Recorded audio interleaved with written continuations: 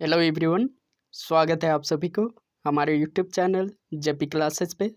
आज हम लोग कक्षा 7 का इतिहास, जो बुक का नाम है हमारे अतीत 2 का चैप्टर 1 हम लोग देख चुके थे। कक्षा 7 का चैप्टर 1 को हम लोग रीड कर चुके थे और उसके क्वेश्चन आंसर को भी हम लोग कर चुके हैं।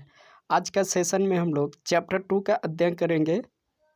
कक्षा 7 का इतिहास का चैप्टर 2 का अध्ययन करेंगे और इसको पूरी तरह से आज हम लोग समझेंगे, रीड करेंगे, जो कि क्लास 7 का एनसीईआरटी चैप्टर 2 है, जिसका नाम है नए राजवंशों का उदय। नए राजवंशों का उदय, और किसी किसी बुक में दिया है नए राज्य तथा उनके इस तरह से कुछ दिए हैं। तो हम लोग आज इसके बारे में रीड करेंगे, समझेंगे। नए राजवंशों का उदय चैप्टर का नाम है, तो इसके बारे में आज हम लोग पढ़ने वाले हैं। तो चलिए बिना देर किए सेशन को स्टार्ट करते हैं। बोला जा रहा है 7वीं शताब्दी के बाद कई राजवंशों का उदय हुआ। जो राजवंशों का उदय हुआ था वह कब हुआ था? तो 7वीं शताब्दी के बाद हुआ था। कई राजवंशों का उदय हुआ था। मानचित्र 1 में उपमहाद्वीप के विभिन्न हिस्सों में 7वीं से 12वीं शताब्दी के बीच शासन करने वाले प्रमुख राजवंशों को दिखलाया गया है। इसमें क्या किया गया है कि 7वीं सदी से लेकर 12वीं शताब्दी के बीच शासन करने वाले प्रमुख राजवंशों को दिखलाया गया है मानचित्र 1 में। चलिए देख लेते हैं मानचित्र 1। यह है मानचित्र 1। इसमें विभिन्न राजवंशों के बारे में दिखलाया गया है इसमें, और बात करते हैं। चलिए आगे। यह मानचित्र 1 है, जिसमें मानचित्र में गुर्जर प्रतिहार, राष्ट्रकूट, पाल, चोल और चाहमानों यानी चौहानों के स्थान का निर्धारण किया गया है। क्या आप आज के उन राज्यों की पहचान कर सकते हैं जिन पर उनका नियंत्रण हुआ करता था, मतलब जिन पर उनका शासन हुआ करता था?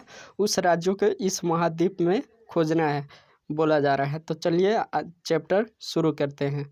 पहला टॉपिक आता है नया राजा और उनके राज्य। नए राजा और उनके राज्य, इस टॉपिक में हम लोग को क्या पढ़ना है, चलिए समझते हैं। 7वीं सदी आते आते उपमहाद्वीप के विभिन्न भागों में बड़े भूस्वामी और योद्धा सरदार अस्तित्व में आ चुके थे। जो 7वीं सदी था, उसके आते आते उपमहाद्वीप, भारतीय उपमहाद्वीप में विभिन्न भागों में बड़े भूस्वामी जो होते थे, यानी जिनके पास ज़्यादा ज़मीन हुआ करता था, उन्हें बड़े भूस्वामी के नाम से जाना जाता था, जो कि हम लोग कक्षा 6 का इतिहास के चैप्टर में भी पढ़े हैं। तो भूस्वामी कौन होते थे? तो भूस्वामी वे होते थे जिनके पास ज़्यादा ज़मीनें होती थी, वह भूस्वामी कहलाते थे। और योद्धा सरदार अस्तित्व में आ चुके थे। क्या हो चुके थे? मतलब प्रभावशाली हो चुके थे, अस्तित्व में आ चुके थे। राजा लोग प्रायः उन्हें अपने महंत या सम्मानत के रूप में मान्यता देते थे। जो राजा होते थे प्रायः उन लोगों को, किन लोगों को? तब भूस्वामी और योद्धा सरदार जो कि अस्तित्व में आ चुके थे, उन लोगों को राजा प्रायः उन्हें महात्म या सम्मानत के रूप में मान्यता देते थे। उनसे उम्मीद की जाती थी कि वे राजा या स्वामी के लिए उपहार लाए। जो महंत या सामंत होते थे, उनसे क्या उम्मीद की जाती थी कि वह राजा के लिए क्या लाए? उपहार लाए, उनके दरबार में हाजिरी लगाए और उन्हें सैन्य सहायता प्रदान करे। कौन? भूस्वामी। किनके लिए? राजाओं के लिए। क्या करे? राजाओं के लिए उपहार लाए और उनको सैन्य शक्ति प्रदान करे और उनके दरबार में जाकर हाजिरी लगाए, यानी बैठक करे। अधिक सत्ता और संपदा हासिल करने पर सामंत अपने आप को महासामंत, जो अधिक सत्ता होता था, मतलब ज़्यादा के मतलब अधिक सत्ता प्राप्त करने के बाद उन लोग क्या करते थे? अपने आप को सामंत से महासामंत यानी मंडलेश्वर घोषित कर लेते थे अपने आप को। महामंडलेश्वर का मतलब होता है पूरे मंडल का महान स्वामी। जो भूस्वामी या सरदार होते थे, उनको पास अधिक सत्ता या संपदा हासिल होने के उपरांत वह क्या करते थे, खुद को महासमांत मान लेते थे, यानी पूरे मंडल का महान स्वामी इत्यादि घोषित कर देते थे। कभी कभी वे अपने स्वामी के आधिपत्य से स्वतंत्र हो जाने के भी दावा करते थे। वह क्या करते थे, कभी कभी अपने आधिपत्य माने जिनके अधिक अधीन रहते थे वह उनसे स्वतंत्र होने की दावा भी किया करते थे। जो यह चित्र एक दिखाया गया है, चित्र एक जो है यह है एलोरा की गुफा। यह चित्र एक जो है यह क्या है, एलोरा का गुफा है। चलिए इसके बारे में थोड़ा सा जान लेते हैं। चित्र एक क्या है, एलोरा की गुफा, जो 15 का विविध चित्र जिसमें विष्णु का नरसिंह अर्थात पुरुष सिंह के रूप में दिखलाया गया है, यह राष्ट्रकूट काल की कृति है। राष्ट्रकूट काल जब चल रहा था उस समय की यह बनाया गया कृति है। इस तरह एक उदाहरण दक्कन में राष्ट्रकूटों का देखने को मिलता है। जैसे कि क्या होता था कि योद्धा और जो महासमांत होते थे अपने आप को मंडलेश्वर घोषित कर देते थे। उसी तरह का प्रचलन कहाँ पे, दक्कन में देखने को मिला था। किसके द्वारा, राष्ट्रकूटों का, जो कि दक्कन में हुआ करता था। शुरुआत में वे कर्नाटक के चालुक्य राजाओं के अधीन थे, मतलब चालुक्य के जो राजाएं थे उनके अधीन हुआ करते थे। 8वीं सदी के मध्य में राष्ट्रकूट प्रधान दंती दुर्ग ने अपने चालुक्य स्वामी के अधीनता से इनकार कर दिया था। जो राष्ट्रकूट का प्रधान था उसका नाम था दंती दुर्ग, और उसने क्या किया था कि चालुक्य के स्वामी के अधीन मतलब उनके नीचे रहने से इनकार कर दिया था। उसे हराया और हिरण्यगर्भ, यानी हिरण्यगर्भ का मतलब होता है सोने का गर्भ, नामक एक अनुष्ठान किया। जब यह अनुष्ठान ब्राह्मणों की सहायता से संपन्न किया जाता था, जो कि यह अनुष्ठान होता था वह किसके द्वारा संपन्न किया जाता था, इसको ब्राह्मण किया करते थे, ब्राह्मण द्वारा इसको संपन्न किया जाता था। तो यह माना जाता था कि इसके याजक जन्मजात क्षत्रिय ना होते हुए भी क्षत्रिय के रूप में दोबारा क्षत्रियता प्राप्त कर लेंगे। जो राष्ट्रकूटों थे उनको थे कर्नाटक में चालुक्य राजा के अधीन हुआ करते थे, लेकिन 8वीं सदी के मध्य में राष्ट्रकूट प्रधान दंती दुर्ग ने क्या किया, चालुक्य स्वामी के अधीन होने से इनकार किया और उसे युद्ध में हराया और एक अनुष्ठान किया। कैसा अनुष्ठान किया, हिरण्यगर्भ यानी सोने का गर्भ नामक एक अनुष्ठान किया। और यह अनुष्ठान किस लिए किया जाता था, यह अनुष्ठान से यह कोई भी मतलब जो भी क्षत्रिय कुल में जन्म नहीं लेता था, लेकिन इस अनुष्ठान करने से उसे क्षत्रिय माना जाता था, यानी क्षत्रियता प्राप्त हो जाता था। किस चीज़ से, तो ये जो हिरण्यगर्भ नामक एक अनुष्ठान किया जाता था उससे, जो कि दंती दुर्ग ने किया था। कुछ अन्य उदाहरण और भी हैं। कुछ अन्य उदाहरणों में उद्यमी परिवार के पुरुषों ने अपनी राजशाही कायम करने के लिए सैन्य कौशल का इस्तेमाल किया।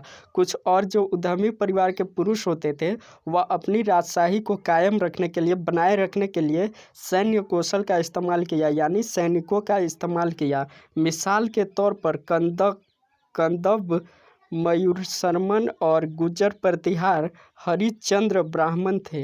हरिश्चंद्र के ब्राह्मण थे जिन्होंने अपने परंपरागत पेशे को छोड़कर शास्त्र को अपना लिया और क्रमशः कर्नाटक और राजस्थान में अपने राज्य को सफलतापूर्वक स्थापित किए। कौन किए थे, तो गुज्जर प्रतिहार और हरिश्चंद्र, जो कि ब्राह्मण थे, लेकिन उन्होंने अपने परंपरा के जो ब्राह्मण का क्या होता था कि ब्राह्मण का काम होता था अनुष्ठान करना, यज्ञ कराना, पूजा पाठ कराना, पुरोहितों को सम्मान देना, इस तरह के कार्य होते थे। लेकिन उन्होंने इस पेशे को मतलब अपने पेशे को छोड़कर शास्त्र अपना लिया और कर्नाटक और राजस्थान में अपने राज्य सफलतापूर्वक स्थापित किया था। अगला टॉपिक आता है राज्यों में प्रशासन, मतलब राज्यों में प्रशासन व्यवस्था कैसे हुआ करती थी, राज्यों में प्रशासन के क्या कार्य होते थे और किस तरह से प्रशासन व्यवस्था राज्यों पे नियंत्रित करती थी। तो चलिए देखते हैं।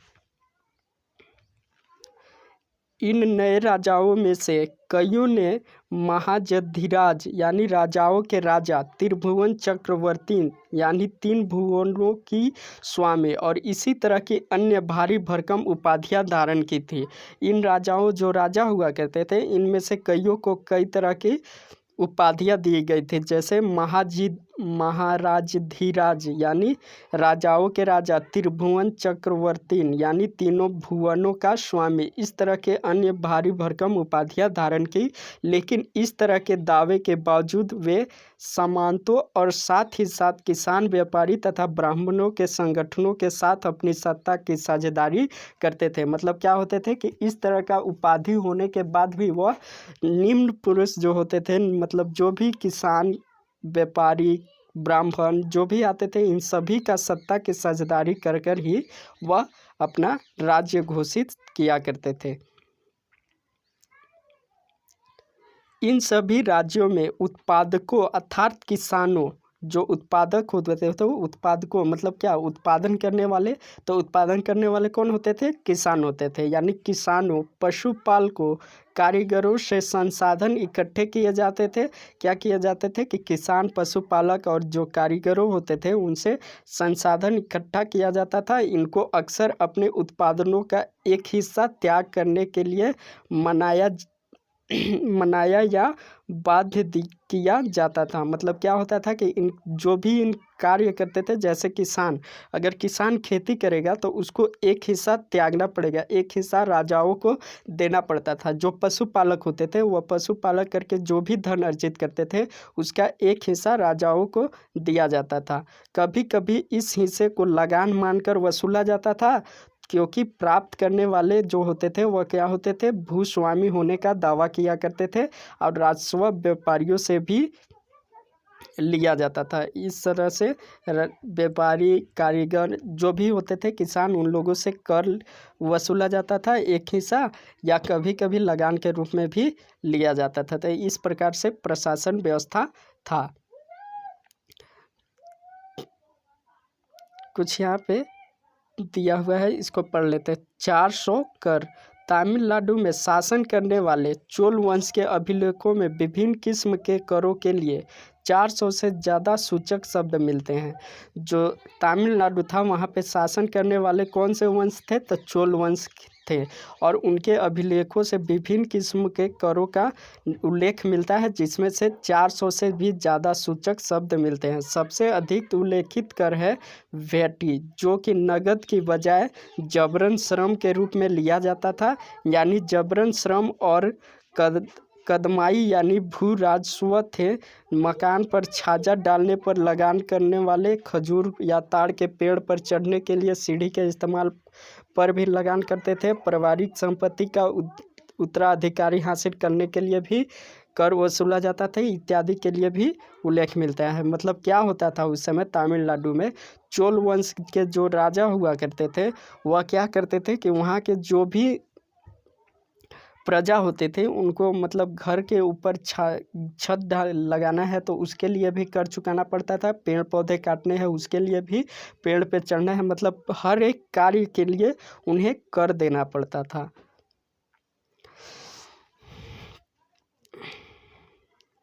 जो ये संसाधन राजा की व्यवस्था के वित्तीय आधार बनते थे। जो संसाधन इकट्ठे किए जाते थे उन व्यापारी, किसान और उत्पादकों से, वह क्या होता था कि संसाधन राजा की व्यवस्था का वित्तीय आधार बनता था। साथ ही मंदिरों और दुर्गों के निर्माण में भी इस्तेमाल होते थे। संसाधन उन युद्धों को लड़ने में भी इस्तेमाल होते थे। संसाधन का उन युद्धों को लड़ने में भी इस्तेमाल किया जाता था जिससे लूट की शक्ल में धन मिलने की तथा जमीन और व्यापारिक मार्गों का प्रयोग की संभावना हुआ करती थी। तो इस तरह से थी उस समय की राज्यों के प्रशासन व्यवस्था। इस तरह से वहाँ पे प्रशासनिक किया जाता था राजाओं द्वारा। राजस्व वसूली के लिए पदाधिकारियों की नियुक्ति सामान्यतः प्रभावशाली परिवारों के बीच से ही की जाती थी। जो वो राजस्व वसूली करना के काम दिया जाता था वह किसी पदाधिकारी की नियुक्त सामान्यतः जो भी प्रभावशाली परिवार के बीच क्या ही होता था उसे दिया जाता था। प्रायः वंशानुगत होती थी, यह जो होता था वंशानुगत होता था, मतलब एक के बाद एक। सेना में भी ऐसा ही होता था, कई बार राजा के निकट संबंधी ही इन ओहादों पर होते थे, मतलब इन स्थानों पे स्थापित होते थे राजा के सगे संबंधी। आगे है परिस्थितियाँ और भूमि अनुदान।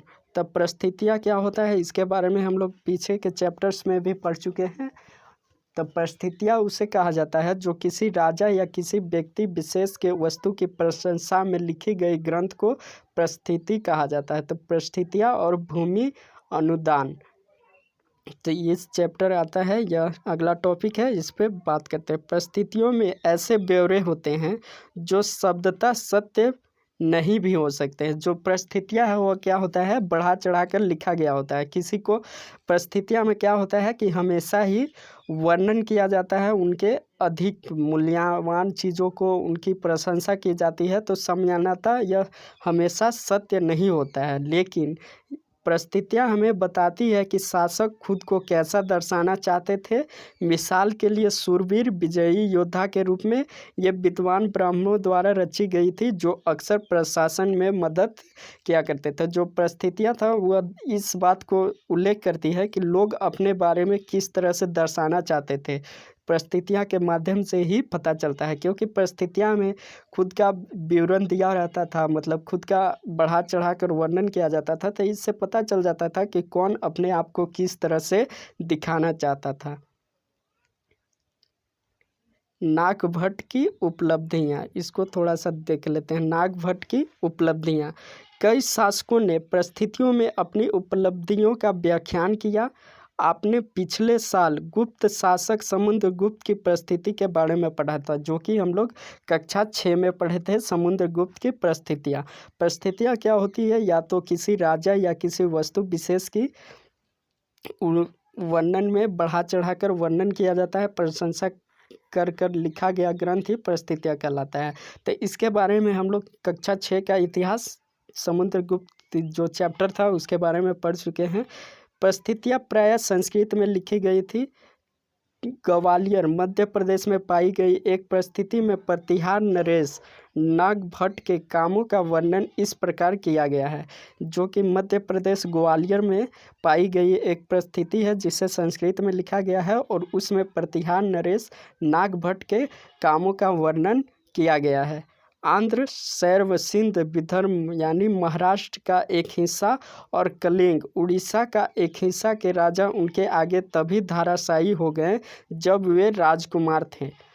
क्या लिखा गया है कि आंध्र सदैव यानी सिंध, विदर्भ यानी महाराष्ट्र का एक हिस्सा, कलिंग यानी उड़ीसा का हिस्सा, राजा इन सभी क्षेत्रों के जो राजा थे उनके आगे तभी धराशायी हो गए थे जब वे राजकुमार थे। को किसके बारे में लिखा जा रहा है, नरेश नागभट्ट के बारे में। प्रतिहार नरेश नागभट्ट के कामों के बारे में इस तरह से लिखा गया जा रहा है। उन्होंने कन्नौज के शासक चक्रयुद्ध को भी विजित किया था। उन्होंने कन्नौज के शासक विजित किया था यानी पराजित किया था। उन्होंने वंग यानी बंगाल का हिस्सा, अनर्त गुजरात का हिस्सा, मालवा मध्य प्रदेश का हिस्सा, किरात वनवासी, तुर्क, मत्स्य दोनों उत्तर भारत के राज्य राजाओं को भी पराजित किया था। तो इस तरह से कुछ वर्णन मिलते हैं। नागभट्ट का परिस्थितियाँ का उल्लेख किया गया है यहाँ पे। जो राजा लोग होते थे, राजा लोग प्रायः ब्राह्मणों को भूमि अनुदान से पुरस्कृत करते थे। जो राजा होते थे वह क्या करते थे, ब्राह्मण को भूमि अनुदान में दिया करते थे, भूमि दिया करते थे। किसको, ब्राह्मणों के। कौन दिया करते थे, राजा लोग पुरस्कृत करते थे, भूमि के द्वारा उन्हें पुरस्कृत किया जाता था। यह ताम्र पत्रों पर अभिलेखित होते थे जो भूमि पाने वाले को दिए जाते थे। इस तरह के पुरस्कृत अनुदान जो होता था वह ताम्र पत्रों पर लिखा जाता था जो कि भूमि पाने वाले को दिया जाता था। मतलब जिस ब्राह्मण को भूमि दिया जाता था, यही है ताम्र पत्रों पर लिखा कुछ परिस्थितियाँ, जिसे इस कड़ी के द्वारा दिखाया गया। इसके बारे में दिया गया है, यहाँ पे थोड़ा सा देख लेते हैं। यह थोड़ा संस्कृत और थोड़ा तमिल में लिखा हुआ ताम्रपत्रों का एक संग्रह है यानी समूह है, जिसमें 9वीं सदी में एक शासक के द्वारा दिए गए भूमि अनुदान का उल्लेख किया गया है। जिन कड़ियों से यह पत्र जुड़े हैं उन पर राजशाही मुहर लगी होती है, जो यह बतलाते हैं कि यह एक प्रमाणिक दस्तावेज है। यह जो मुहर दिया गया है यह ही बताता है कि यह एक प्रमाणिक, यह यानी यह एक लोगो की तरह काम करता है, ब्रांड की तरह काम करता है। इससे ही पता चलता है कि यह एक प्रमाणिक दस्तावेज है जो कि भूमि अनुदान में दिया गया है। यह चोल के द्वारा दिए गए एक भूमि अनुदान के तामिल भाग का एक अंश है। हमने मिट्टी के मेड़ बनाकर साथ ही कांटेदार झाड़ियाँ लगाकर भूमि की सीमाओं को चिन्हित कर दिया। इस भूमि पर ये चिन्हित फलदार वृक्ष, पानी भूमि, बगीचे और पौधों, पेड़, कुएं, जगह, चरागाह, एक गांव, बावी, चबरे, नहरें, खाइयाँ, नदियाँ, इस तरह से जो थी गहरी झीलें, जिसे यह भूमि मिलती है वह इससे कर वसूल सकता था और वह न्यायाधिकारियों द्वारा जुर्माने के तौर पर लगाए गए कर को वसूल सकता था। और पान के पत्तों पर लगाने वाला कर, बुने हुए कपड़े पर लगाने वाला कर, मतलब प्रत्येक प्रकार का जो कर होता था, यहाँ पे जो भी कार्य किए जाते थे उन सभी से कर वसूला जा सकता था। या वह सिंचाई के क्षेत्र में हो, या कृषक के क्षेत्र में हो, कारीगर के क्षेत्र में हो, चित्रकला के क्षेत्र में हो, मतलब जितने भी प्रजा होते थे, जो भी काम करते थे, उनसे कर वसूला जाता था। 12वीं शताब्दी में एक बृहत संस्कृत काव्य की रचा गया बृहत सांस्कृतिक काव्य भी रचा गया, जिसमें कश्मीर पर शासन करने वाले राजाओं का इतिहास दर्ज है।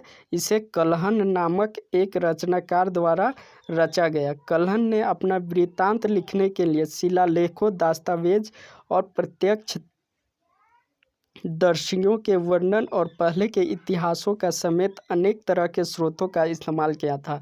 इस तरह के वृत्तांत लिखने के लिए वह जो रचनाकार था वह कई तरह के शिलालेख, दस्तावेज और इतिहासकारों के समेत अनेक तरहों के स्रोत का इस्तेमाल कर इस वृत्तांत को लिखा था। परिस्थितियों के लेखन में भिन्न वह अक्सर शासकों और उनकी नीतियों के बारे में आलोचनात्मक रुख दिखलाता है। इसलिए 12वीं सदी के यह असाधारण ग्रंथ था। यह जो था 12वीं सदी का क्या था, असाधारण ग्रंथ था। उस समय इसकी ज़्यादा मान्यता नहीं होती थी।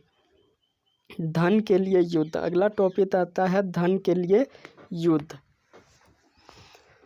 आपने यह गौर किया होगा कि इसमें मतलब इनमें से प्रत्येक शासक राजवंश का आधार कोई क्षेत्र विशेष था। इसमें क्या था कि प्रत्येक शासक का राजवंश कोई ना कोई आधार था किसी क्षेत्र विशेष से। वे दूसरे क्षेत्रों पर नियंत्रण करने का प्रयास किया करते थे। एक विशेष रूप से वनवांछित क्षेत्र था जिसका नाम गंगा घाटी में कनौज, नगर और गुर्जर प्रतिहार और राष्ट्रकूट और पाल वंशों के शासक सदियों तक क्या किया था, कनौज के ऊपर नियंत्रण को लेकर आपस में लड़ते रहे। इस तरह से जो भी आए, जो कनौज, गुर्जर प्रतिहार, इस तरह से अपने नियंत्रण को पाने के लिए सदियों तक क्या किए, आपस में ही लड़ते रहे। चूँकि इस लंबी चली लड़ाई में 3 पक्ष थे, इसलिए इतिहासकारों ने प्रायः इसकी चर्चा त्रिपक्षीय संघर्ष के रूप में किया था। इसमें 3 पक्ष थे, कौन कौन? कनौज, चोल और गुर्जर प्रतिहार। इन तीनों के बीच शासक को नियंत्रित करने के लिए आपस में ही लड़ाई होता रहा। तो इसकी चर्चा करने के लिए इतिहासकारों ने इसे क्या नाम दे दिया? त्रिपक्षीय संघर्ष के रूप में इस लड़ाई को नाम दिया गया। क्वेश्चन भी पूछा जाता है कि त्रिपक्षीय संघर्ष से आप क्या समझते हैं, या त्रिपक्षीय संघर्ष क्या है? इस तरह से क्वेश्चन भी आता है। जैसा कि हमने देखे पृष्ठ इतना पे, शासकों ने बड़े मंदिरों का निर्माण करवाया कर भी अपनी सत्ता और संसाधनों का प्रदर्शन करने का प्रयास किया करते थे। जो राजा होते थे, जो शासक होते थे, वह बड़े मंदिरों का निर्माण करवाकर अपनी सत्ता यानी अपनी शक्ति और संसाधन का प्रदर्शन किया करते थे। जिस तरह से मतलब मंदिर का निर्माण कर वह अपने प्रतिभाशाली, अपनी क्षमता और शक्तिशाली होने का एहसास करवाते थे। इसलिए जब वे एक दूसरे के राज्य पर आक्रमण करते थे तो मंदिर को भी अपना निशाना बनाते थे, जो कभी कभी बहुत अधिक संपन्न होते थे। आप अध्याय 5 में इसके बारे में और अच्छी तरह से पढ़ेंगे, चैप्टर 5 में इसके बारे में पढ़ेंगे। मानचित्र 1 को देखें और वे कारण बताइए जिनके चलते ये शासन कनौज और गंगा घाटी के ऊपर नियंत्रण करना चाहते हैं। आगे आता है कि अफगानिस्तान के गजनी का सुल्तान मुहम्मद ऐसे शासक में से प्रसिद्ध हैं, ऐसे शासक में से सबसे प्रसिद्ध है। उन्होंने 997 से लेकर 1030 तक शासन किया था। जो सुल्तान मुहम्मद थे वह 997 से लेकर 1030 साल तक शासन किए थे और अपने नियंत्रण का विस्तार मध्य एशिया के भागों, ईरान उपमहाद्वीप के उत्तर पश्चिमी हिस्से तक किया था। कौन किया था? तक सुल्तान मुहम्मद, गजनी का सुल्तान मुहम्मद। वह लगभग हर साल उपमहाद्वीप पर हमला किया करते थे और उनका निशान थे संपन्न मंदिर, जिनमें से गुजरात का सोमनाथ मंदिर भी शामिल था। मुहम्मद जो धन उठा ले गया उसका बहुत बड़ा हिस्सा गजनी एक वैभवशाली राजधानी के निर्माण में खर्च हुआ था। गजनी ने क्या किया? वैभवशाली राजधानी के निर्माण करने में उन सभी धनों का खर्च किया था।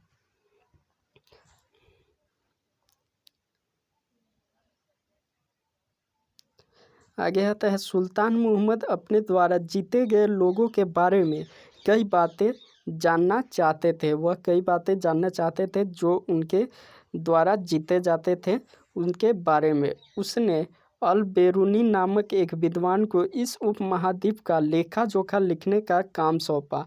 किसको? अल बेरूनी नामक एक विद्वान थे, उसको इस महाद्वीप के लेखा जोखा करने के लिए काम सौंपे थे। अरबी में लिखी गई उनकी कृति किताब अल हिंद आज भी इतिहासकारों के लिए महत्वपूर्ण स्रोत है। अल बेरूनी ने इसे तैयार करने के लिए संस्कृत के विद्वानों से परामर्श किया, यानी विचार विमर्श किया।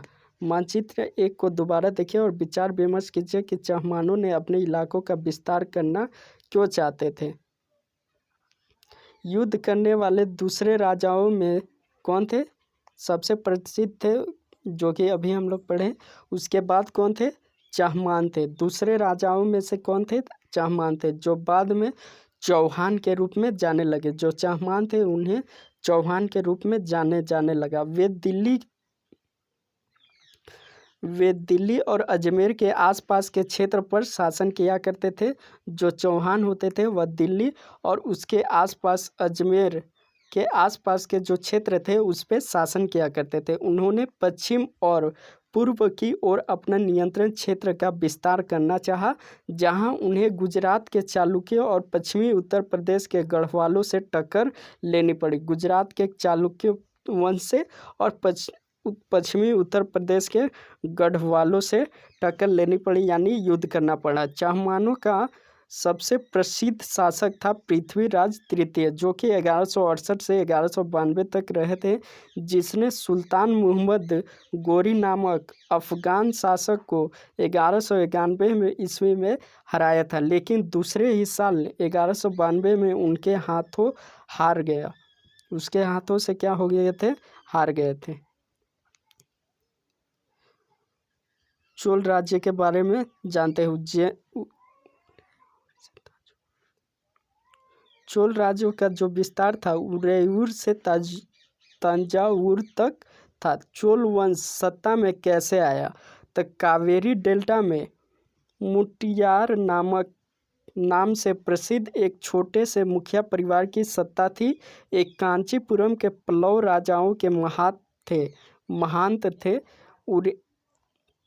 उरियार के चोल वंशीय प्राचीन मुखिया परिवार के विजयाल के 9वीं सदी के मध्य में मुठियारों को हराकर इसने डेल्टा पर कब्जा जमाया और वहीं से ताजूर शहर और निस्बुद्दी देवी का मंदिर भी बनवाया।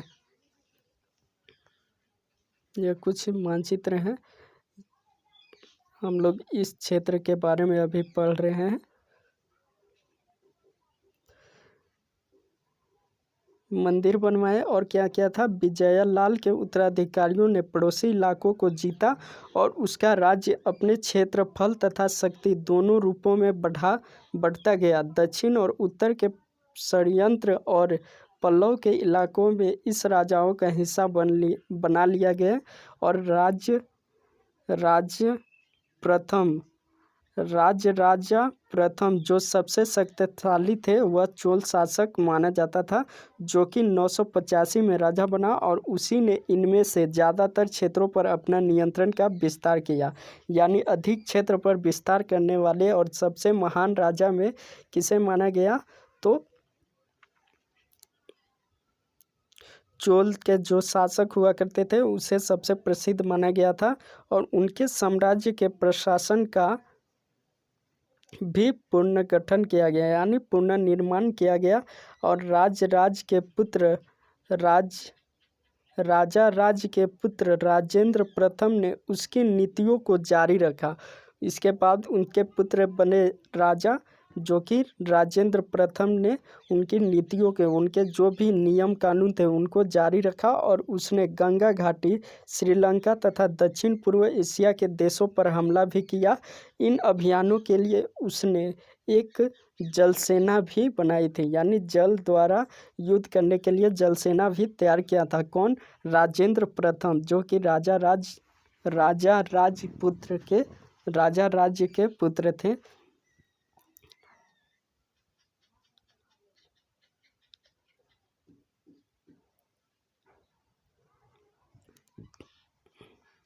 राज और राजेंद्र प्रथम द्वारा बनवाए गए तांजौर और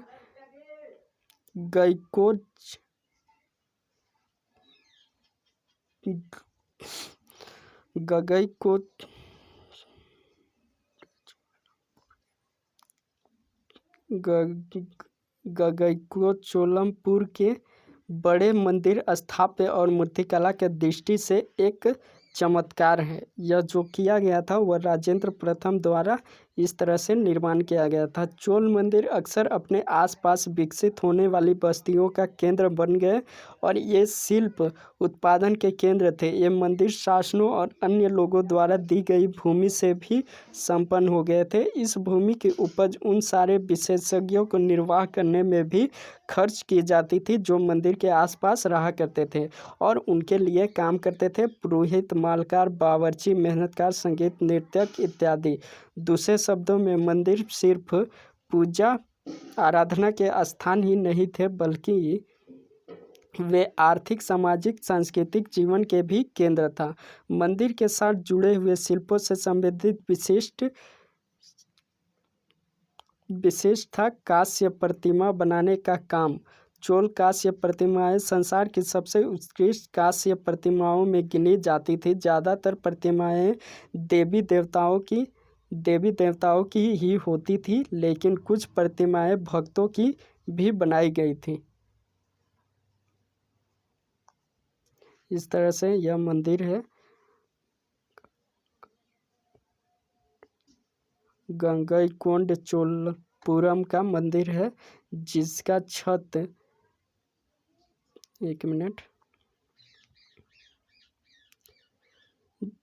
मंदिर छत जिस तरह से क्रमशः पतली होती गई उस पर गौर करें। 12वीं दीवारों के सजाने के लिए पत्थर जो कि प्रतिमाएं इस तरह से मंदिर को बनाया गया था, जो कि प्रतिमाएं को लगा कर बनाए जाते थे। कृषि और सिंचाई। अगला टॉपिक आता है कृषि और सिंचाई। चोलों की कई उपाधियां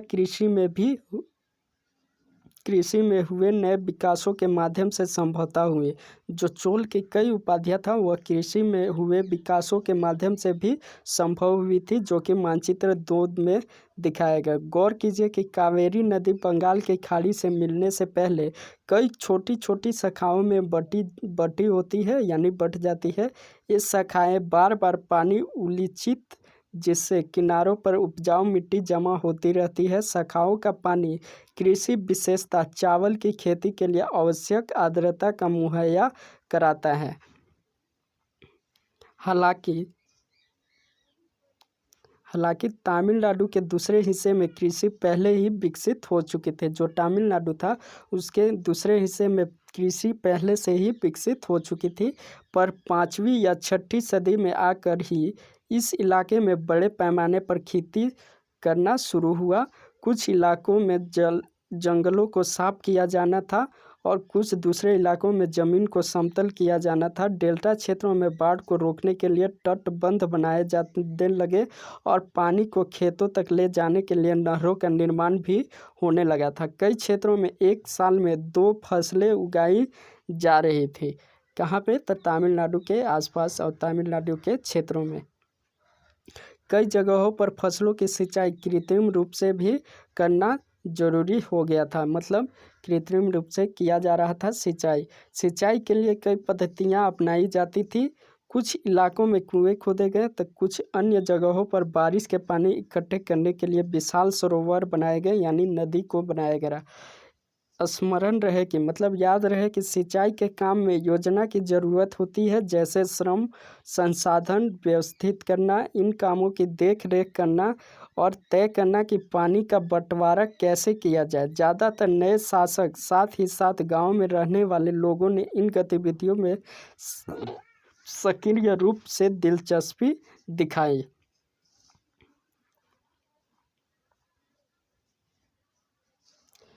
ये चोल कांस्य की प्रतिमा है।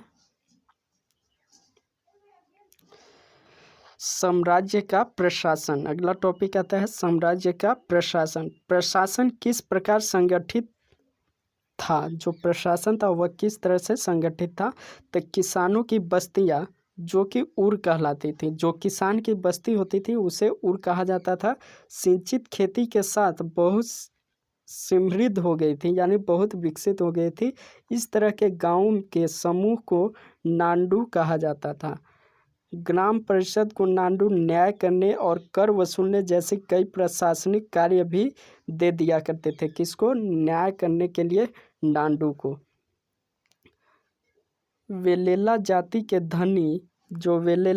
के धनी किसानों को केंद्रीय चोल सरकार की देखरेख में नांडू के कामकाज में अच्छा खासा नियंत्रण हासिल हुआ करता था। उनमें से कई धनी भूस्वामियों को चोल राजाओं ने सम्मान के रूप में मुंदेवेलन यानी 3 राजाओं को अपनी सेवाएं प्रदान करने वाला वेलन या किसान, अरियार यानी प्रधान जैसी उपाधियां दी जाती थी। उन्हें केंद्र में महत्वपूर्ण राजकीय पद भी सौंपे जाते थे।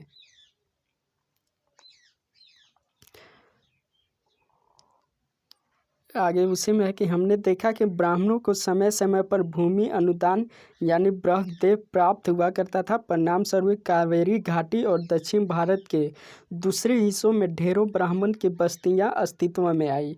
क्या हुआ कि जो दक्षिण भारत के दूसरे हिस्से थे उसमें क्या हुआ कि ढेरों ब्राह्मण बस्तियां अस्तित्व में आई। प्रत्येक ब्राह्मणदेव की देखरेख प्रमुख ब्राह्मण भूस्वामियों की एक सभा द्वारा की जाती थी।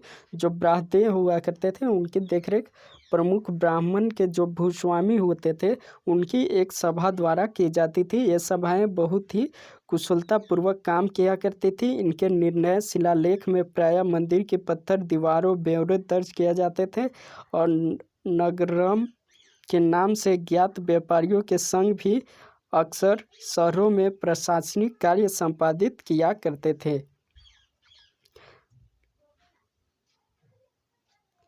तमिलनाडु के चिंगलपुट जिले के उत्तर मेरूर से प्राप्त अभिलेखों में इस बात का सविस्तार वर्णन है कि ब्राह्मण की सभा का संगठन कैसा था। सिंचाई के कामकाज, बाग बगीचे, मंदिर इत्यादि की देखरेख के लिए सभा का विभिन्न समितियां होती थी। क्या होता था कि मंदिर कामकाज, सिंचाई के कामकाज, मंदिरों इत्यादि को देखरेख के लिए सभा आयोजित किया जाता था। उनके विभिन्न समितियां होती थी। इनमें सदस्यता के लिए लोग योग्य होते थे। उनके नाम लाल पत्र के छोटे टिकटों पर लिख लिया जाता था और उन्हें मिट्टी के बर्तन में रख दिए जाते थे और किसी छोटे लड़के को हर समिति के लिए एक के बाद एक टिकट निकालने के लिए कहा जाता था। इस तरह से उनकी उपाधियां दिया जाता था।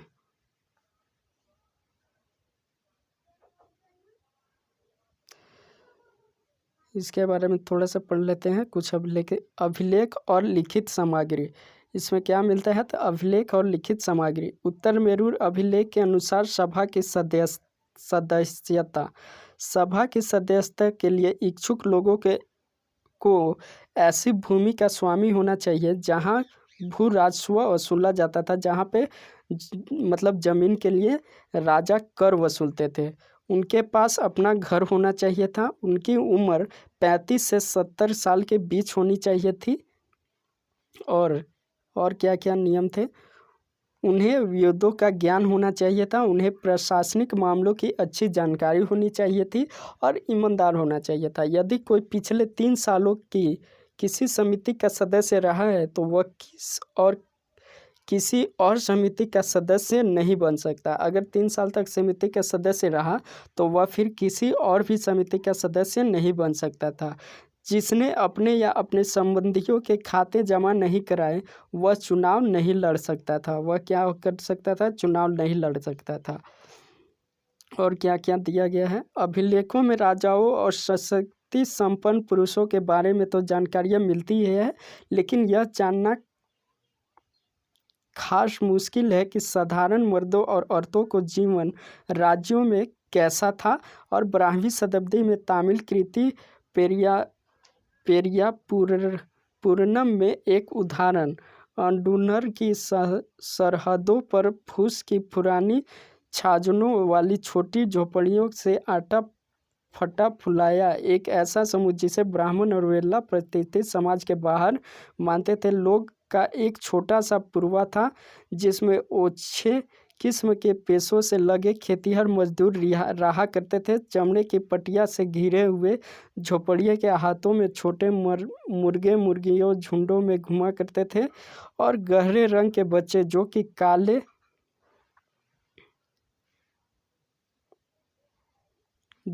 लोहे के कंगन पहना हुए करते थे और छोटे पिलों को उठाए उछलते चलते रहते थे। मरुदू पेड़ों के छाल में एक मरुदरनी ने अपने बच्चे को चमड़े की एक चादर पर सुला दिया। आम के पेड़ में भी, यह कुछ खास नहीं है, इस तरह से कुछ दिए हुए। तांग वंश के युग का चिन्ह। तांग युग के युग का चिन्ह। चीन में तांग राजवंश के तहत एक साम्राज्य स्थापित हुआ जो लगभग 300 वर्ष तक यानी 7वीं सदी से 10वीं सदी तक सत्ता में रहा। इसकी राजधानी सियान दुनिया के सबसे बड़े नगरों में से एक थी, जहां तुर्की, ईरान, भारतीय, जापानी और कोरियन आया जाया करते थे। तांग साम्राज्य परीक्षा के माध्यम से नियुक्त की गई है, नौकरशाही द्वारा प्रशासित होता है कि इन परीक्षाओं में इच्छुक व्यक्ति बैठ सकता है। अधिकारियों के चयन के लिए यह व्यवस्था कुछ बदलावों के साथ 1911 तक कायम रही। भारतीय उपमहाद्वीप में प्रचलित व्यवस्थाओं से यह व्यवस्था किन मायनों में भिन्न थी? इस तरह से तो ये था कुछ क्लास 7 का चैप्टर 2 जो कि हम लोग रीड कर चुके, समझ चुके, और इसके क्वेश्चन आंसर को अगले आने वाले वीडियो में हम लोग देखेंगे। क्वेश्चन किस तरह से दिया हुआ है देख लेते हैं। क्वेश्चन दिया है जोड़ा बनाना है। गुर्जर प्रतिहार क्या थे? तो त्रिपक्षीय संघर्ष। तो इस तरह से थे कुछ चैप्टर 2 की हम लोग रीड कर चुके। तो अगर वीडियो पसंद आए तो लाइक शेयर कमेंट, और चैनल पर पहली बार हैं तो सब्सक्राइब जरूर करें। मिलते हैं नेक्स्ट वीडियो में, तब तक के लिए जय हिंद जय भारत।